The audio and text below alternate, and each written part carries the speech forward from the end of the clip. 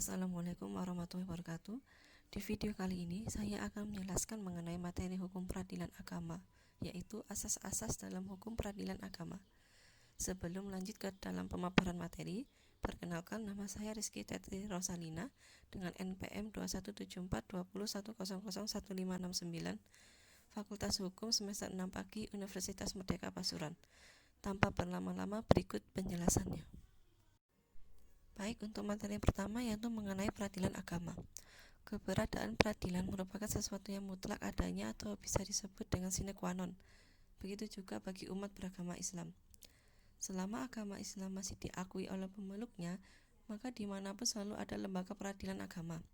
Sebab peradilan agama bertugas sebagai penyelesaian sengketa untuk umat beragama Islam.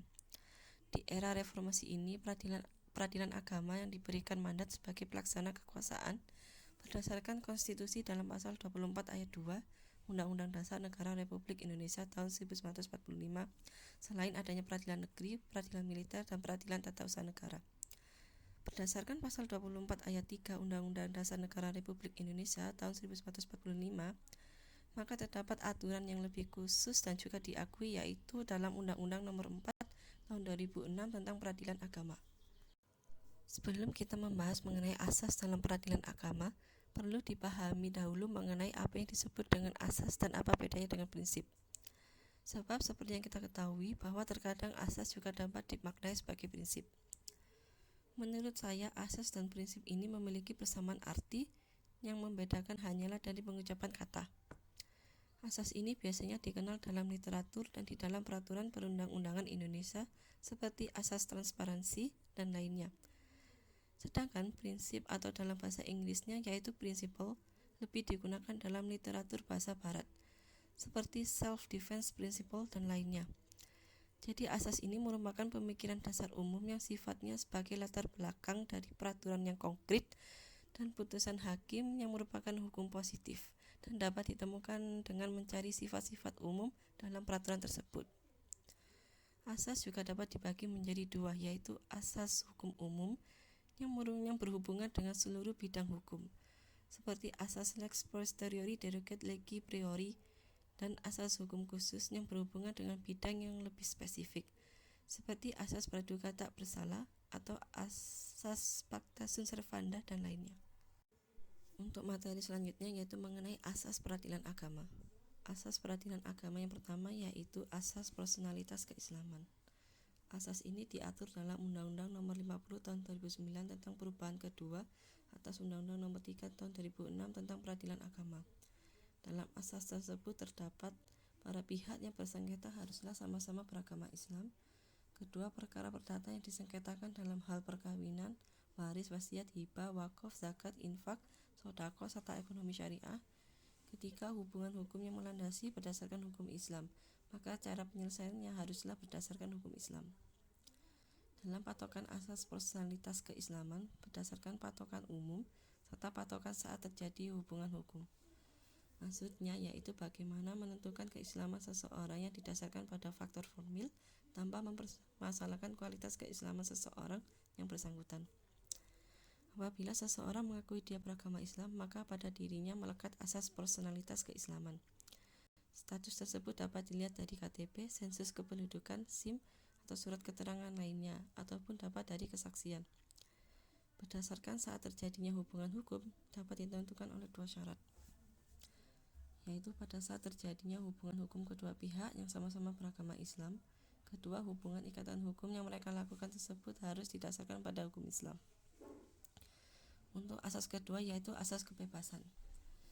Asas kebebasan ini diatur dalam Undang-Undang Nomor 50 Tahun 2009 tentang perubahan kedua atas Undang-Undang Nomor 7 Tahun 1989 tentang peradilan agama, yang merupakan rujukan dari pasal 24 Undang-Undang Negara Republik Indonesia tahun 1945 dan pasal 1 Undang-Undang Nomor 4 tahun 2004 tentang kekuasaan kehakiman. Yang dimaksud dari asas ini yaitu kebebasan hakim dalam memiliki kekuasaan yang merdeka dan bebas dari semua campur tangan dari pihak kekuasaan ekstrayudisial. Yang ketiga yaitu asas wajib mendamaikan. Asas wajib mendamaikan ini diatur dalam pasal 39 Undang-Undang Nomor 1 Tahun 1974 tentang Perkawinan, dan Pasal 31 Peraturan Pemerintah Nomor 8 Tahun 1975 tentang pelaksanaan Undang-Undang Perkawinan, dan Pasal 65 dan Pasal 82 Ayat 1 dan 2 Undang-Undang Nomor 7 Tahun 1989 yang tidak dirubah dalam Undang-Undang Nomor 50 Tahun 2009 tentang Peradilan Agama, Junto Pasal 115 KHI, Junto Pasal 16 Ayat 2 Undang-Undang Nomor 4 Tahun 2004 tentang Kekuasaan Kehakiman. Dalam memberikan kedamaian kepada pihak-pihak yang berperkara oleh hakim, hanya sebatas pada anjuran, nasihat, penjelasan, serta memberikan bantuan dalam perumusan sepanjang hal tersebut diminta oleh pihak tersebut. Hasil akhir dalam perdamaian harus betul-betul hasil kesepakatan dan atas kehendak bebas dari kedua belah pihak. Karena perdamaian berdasarkan KUH Perdata ataupun hukum Islam, termasuk pada bidang hakim, hukum perjanjian yang harus menuntut syarat-syarat perjanjian yang diatur dalam pasal 1320 KUH Perdata, yaitu adanya kesepakatan yang berdasarkan atas kehendak-kehendak dari kedua belah pihak. Asas keempat yaitu asas sederhana, cepat, dan biaya ringan. Asas ini diatur dalam pasal 57 ayat 3 Undang-Undang Nomor 7 Tahun 1989 yang tidak diubah dalam Undang-Undang Nomor 50 Tahun 2009 tentang perubahan kedua atas Undang-Undang Nomor 7 Tahun 1989 tentang Peradilan Agama, Junto Pasal 4 Ayat 2 dan Pasal 5 Ayat 2 Undang-Undang Nomor 4 Tahun 2004 tentang Kekuasaan Kehakiman. Maka pengadilan agama harus membantu kedua pihak yang sedang berperkara serta berusaha dalam menyelesaikan dan mengatasi semua hambatan yang dihadapi oleh kedua belah pihak tersebut. Maksud dari kata sederhana yaitu memiliki acara yang jelas, mudah dipahami, dan tidak bertele-tele dan tidak terjebak dalam formalitas yang tidak penting dalam persidangan, dan tidak menimbulkan berbagai multitafsir.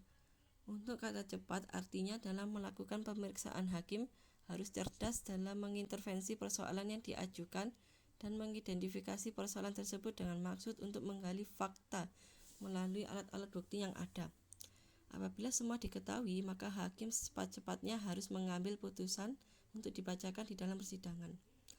Untuk biaya ringan yaitu mengenai rincian dan harus dapat diperhitungkan dengan transparan dan logis untuk menghapus biaya-biaya lain di luar kepentingan persidangan pada kedua belah pihak. Asas kelima yaitu persidangan terbuka untuk umum. Asas ini diatur dalam pasal 59 ayat 1 Undang-Undang Nomor 7 Tahun 1989 yang tidak dirubah pada Undang-Undang Nomor 5 Tahun 2009 tentang perubahan kedua atas Undang-Undang Nomor 7 Tahun 1989 tentang Peradilan Agama, Junto Pasal 19 ayat 3 dan 4 Undang-Undang Nomor 4 Tahun 2004 tentang Kekuasaan Kehakiman. Tujuan dari asas ini yaitu untuk memberikan jaminan objektivitas peradilan serta adanya pemeriksaan yang adil. Dalam sidang pemeriksaan pengadilan agama ini terbuka untuk umum, kecuali kasus-kasus yang diatur dalam undang-undang atau apabila hakim dengan alasan yang penting dan dicatat dalam berita acara atau sebagian pemeriksaan akan dilakukan dengan sidang tertutup. Pemeriksaan sidang terbuka untuk umum artinya terbuka untuk semua orang yang ingin menghadiri, melihat, dan mendengar jalannya pemeriksaan persidangan tanpa mempermasalahkan apakah mereka memiliki kepentingan atau tidak. Terkecuali untuk anak-anak yang masih di bawah umur 15 tahun, maka tidak diperbolehkan untuk mengikuti persidangan. Untuk memenuhi syarat formil serta sebelum hakim melakukan pemeriksaan, maka hakim harus menyatakan dan mengumumkan persidangan terbuka untuk umum. Yang keenam yaitu asas hukum aktif dalam pemeriksaan. Majelis hakim harus aktif dalam memimpin pemeriksaan perkara dengan maksud untuk mengatasi semua hambatan dan rintangan untuk tercapainya keadilan.